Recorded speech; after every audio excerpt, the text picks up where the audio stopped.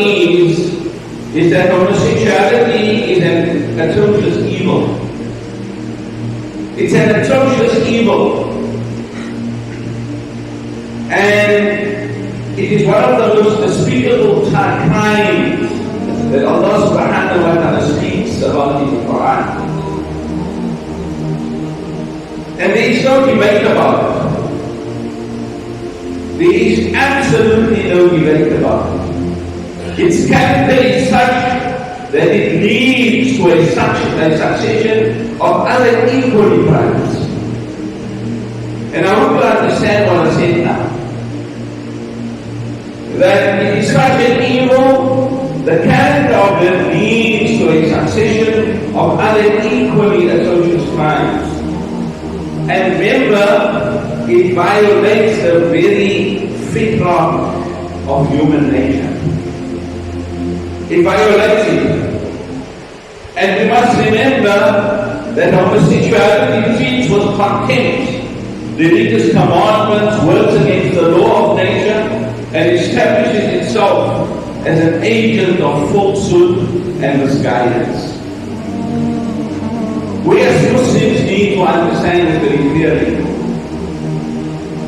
For remember, if you want any guidance, we first go to the Quran, the word of Allah. And then we go to the Sunnah of the Prophet Muhammad sallallahu alayhi wa sallam. And that is why homosexuality is the mother of all immorality. Understand that very clearly. And as a way of existence, it has to be confronted head on. It has to be confronted head on. And the presence of it cannot be tolerated in our society. We cannot, if in any moment, say that anybody, I don't care who it is, a professor of this and a professor of that, it cannot be tolerated, for Allah has made it haram. End of story.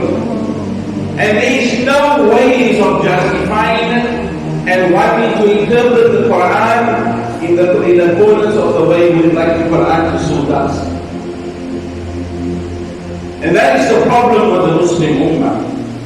Now, Lord's people were punished with a combination of punishments as described in the Quran. So for us, it teaches us, and to teach us posterity and as a lesson for us as Muslims. Allah subhanahu wa ta'ala took away His sight. He rained down on them showers of stone. And this is not to be found in Hadith, it's Quran. He turned the houses upside down and He caused them to be swallowed up by the earth. And consequently, Sodom and Gomorrah became synonymous with the shameful sin of homosexuality. Oh, fine. Allah didn't immediately punish them. He gave them several warnings. Several warnings did Allah give them. And they did not listen, they turned away from the word of Allah and Allah's warnings. So there is a lesson for us also. As Muslims, leave alone this whole thing of the homosexuality. We find that there is so much of zina in our society. Because, for example, there are many WhatsApps going around, hy moet gefrik het, hulle moet gefrik geskiet het, dis fine, dis alhamdulillah, dis wat ek doen, whatever. I'm not justifying whatever has happened or not.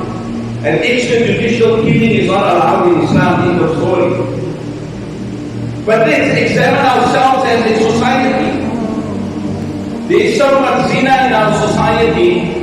And if we want to go to the conservative opinion of what is the punishment for zina, is what? It is rajam, it is stoning to death. So don't we speak about that? So when we speak about immorality, whatever has taken place in this past week or two, it needs for us to really examine ourselves as a society. And as I said earlier on, this sin led to other crimes that were also committed. Remember when you commit zina? And I want you to think about this.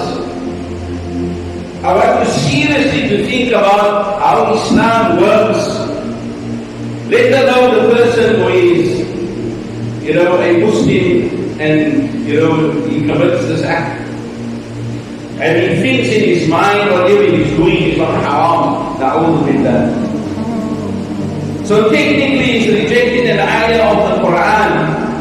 And when you reject an ayah of the Quran, where does it put you? Because if I need to say where it puts you, then you will say, Sheikh or Imam or whatever is being very blatant about it. Remember that the Prophet Muhammad sallallahu alayhi wa sallam narrated in a hadith that anybody who commits a major sin in Islam, for example zina, you do not do it in a state of Islam, you do it in a state of kufr. For you have renounced and you have denounced the fact that Allah subhanahu wa ta'ala knows what you are doing. He is seeing what you are doing. You are denying His attributes. So at the end of the day, you can't worry what Allah sees or what Allah sees me. I'm just going to do it. Do you understand? Do you understand what is happening?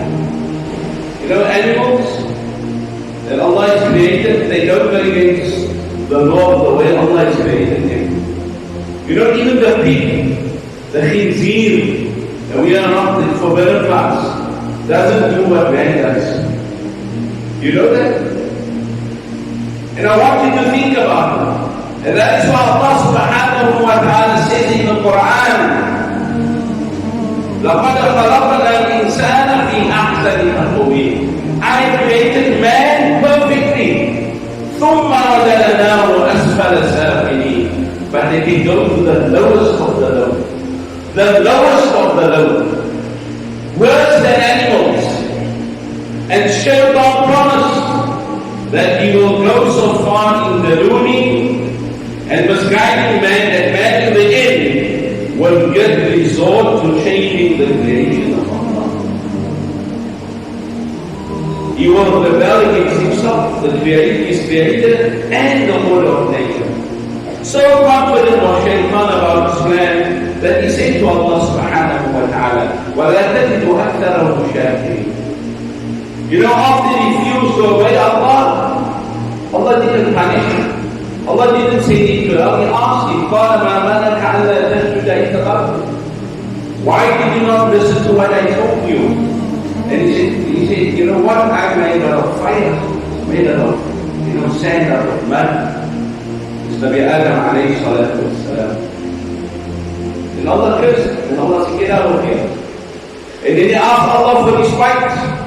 Allah said, I will give you respite until the day of Qiyamah. He still turns against Allah and he says, I will mislead your creation.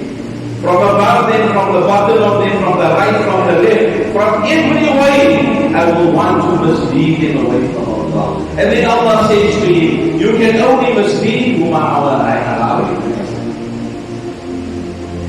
And then what does he say at the end? Well, they are ungrateful to you. My dear